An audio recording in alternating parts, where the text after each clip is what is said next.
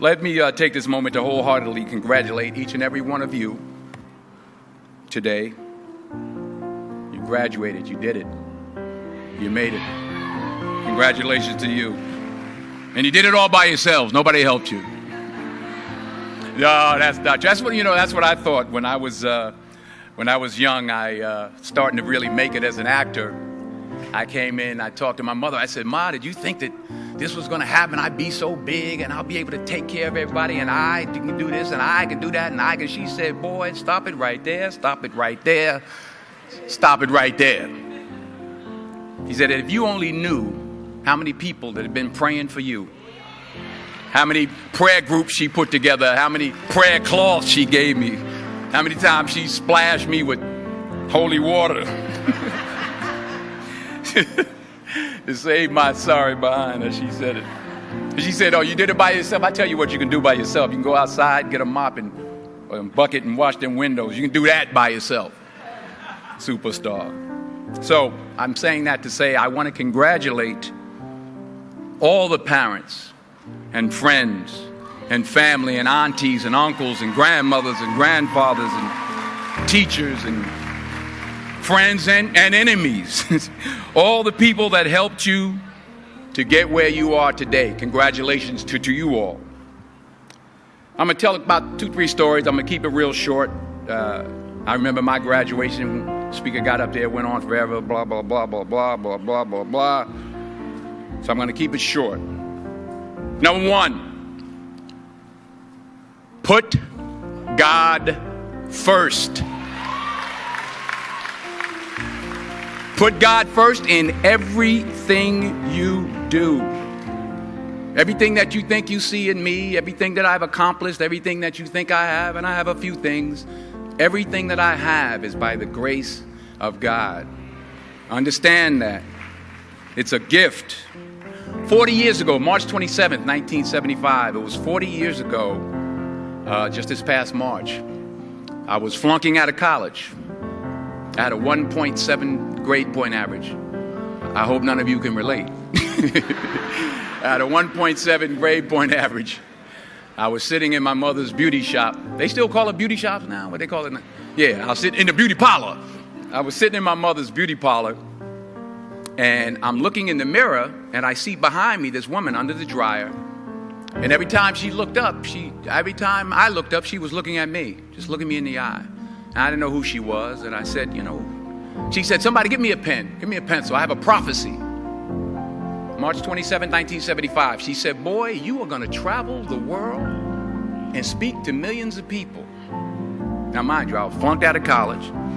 I'm thinking about joining the army. I didn't know what I was going to do, and she's telling me I'm going to travel the world and speak to millions of people. Well, I have traveled the world, and I have spoke to millions of people. But that's not the most important thing, the success that I had. The most important thing is that what she taught me and what she told me that day has stayed with me since.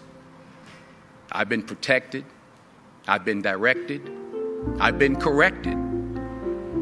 I've kept God in my life, and it's kept me humble. I didn't always stick with him, but he always stuck with me. So stick with him in everything you do. If you think you want to do what you think I've done, then do what I've done and stick with God. Number 2, fail big. That's right. Fail big. Today is the beginning of the rest of your life, and it can be very frightening. It's a new world out there. It's a mean world out there, and you only live once. So do what you feel passionate about. Take chances professionally. Don't be afraid to fail. There's an old IQ test, was 9 dots, and you had to draw 5 lines with a pencil within these 9 dots without lifting the pencil. The only way to do it was to go outside the box. So don't be afraid to go outside the box. Don't be afraid to think outside the box. Don't be afraid to fail big, to dream big. But remember, dreams without goals are just dreams, and they ultimately fuel disappointment. So have dreams, but have goals. Life goals, yearly goals, monthly goals, daily goals. I try to give myself a goal every day. Sometimes it's just to not curse somebody out. Simple goals, but have goals. And understand that to achieve these goals, you must apply discipline and consistency.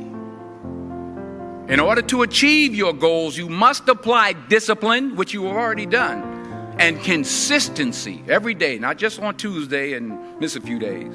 You have to work at it every day. You have to plan every day. You've heard the saying, we don't plan to fail, we fail to plan. Hard work works. Working really hard is what successful people do. And in this text, tweet, twerk world that you've grown up in, remember, just because you're doing a lot more doesn't mean you're getting a lot more done. Remember that. Just because you're doing a lot more doesn't mean you're getting a lot more done. Don't confuse movement with progress. My mother told me, she said, yeah, because you can run in place all the time and never get anywhere. So continue to strive, continue to have goals, continue to progress. Number 3, you'll never see a U-Haul behind a hearse. I'll say it again. You'll never see a U-Haul behind a hearse. I don't care how much money you make, you can't take it with you. The Egyptians tried it. They got robbed. That's all they got. You can't take it with you. And it's not how much you have. It's what you do with what you have. We all have different talents. Some of you will be doctors, some lawyers, some scientists, some educators, some nurses, some teachers. Yeah, okay. Some preachers. The most selfish thing you can do in this world is help someone else. Why is it selfish? Because the gratification, the goodness that comes to you, the good feeling that I get from helping others, nothing's better than that.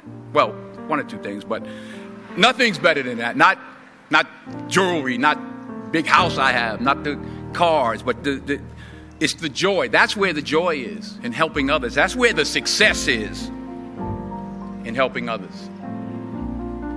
Finally,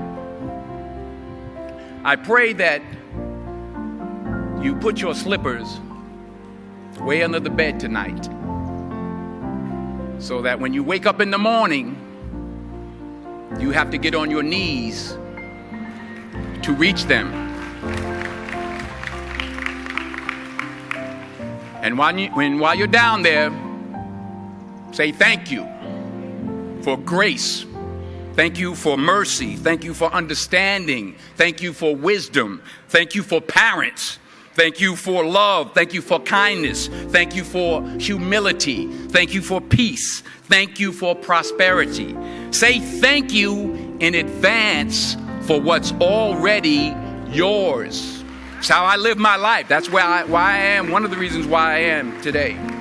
Say thank you in advance for what is already yours. True desire in the heart for anything good is God's proof to you, sent beforehand to indicate that it's yours already. I'll say it again.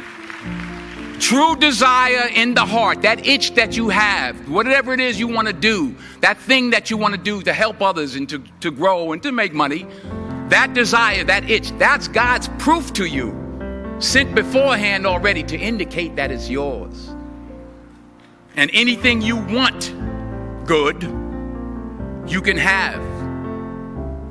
So claim it. Work hard to get it. When you get it, reach back. Pull someone else up. Each one, teach one. Don't just aspire to make a living. Aspire to make a difference. Thank you.